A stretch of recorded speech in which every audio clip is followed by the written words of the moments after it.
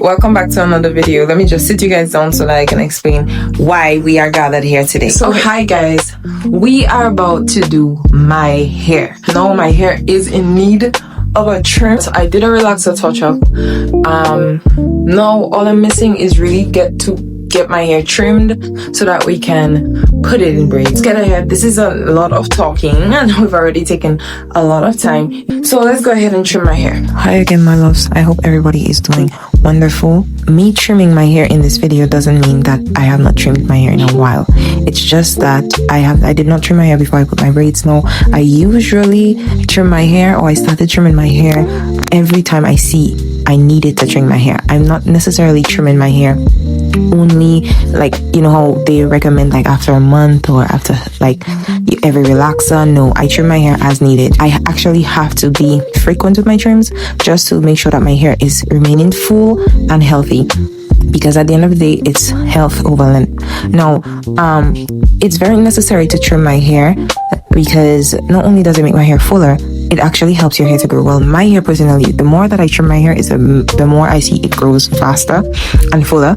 If, as you guys can or would have seen in my last video, I showed you guys how much new growth that I have, and all this is because I've been steadily trimming my hair, moisturizing and sealing and all of these things. So I do believe that trimming actually helps to retain growth, because you have to understand that your ends are very weak and they are splitting, you know. So when they split at the end, if you don't take care of them, they're gonna just keep splitting and splitting and splitting if you're not moisturizing and if you don't get rid of it. Honestly, I believe the best way to deal with split ends is just to get rid of it. So I've been doing my hair since I was a young girl, so I actually know a thing or two, or I've observed a thing or two doing it by myself. Like I said, the best way to deal with your hair, or to retain length and to just keep healthy hair, do not listen to hair care is you have to adapt to what your hair needs. Your hair needs are what you should listen to, not what was said or not the rules from 15 years ago.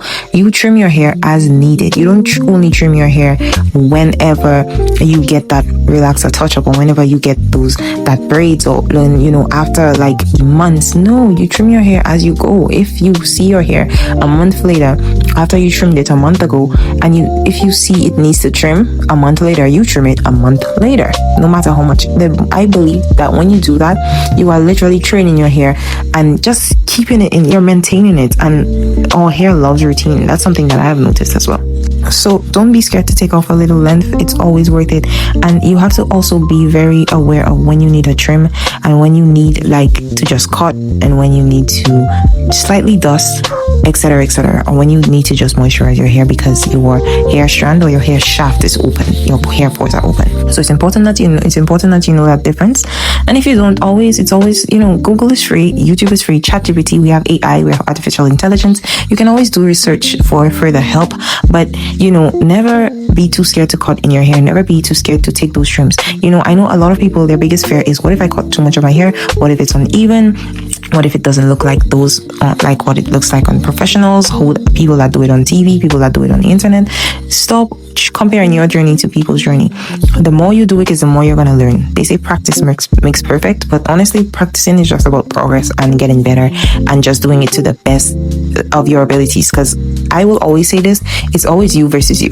The more you learn, the more you can benefit yourself and those around you, and somebody that may need. And I know it may seem like my hair is not growing, which my hair really has the potential to grow much faster, and I have the potential to retain much more length.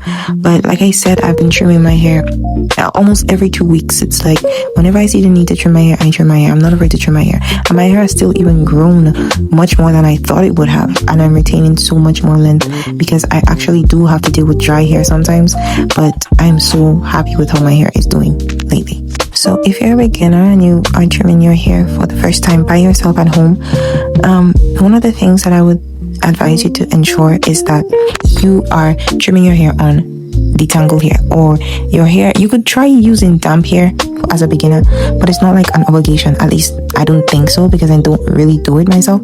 But as a beginner, you can do that.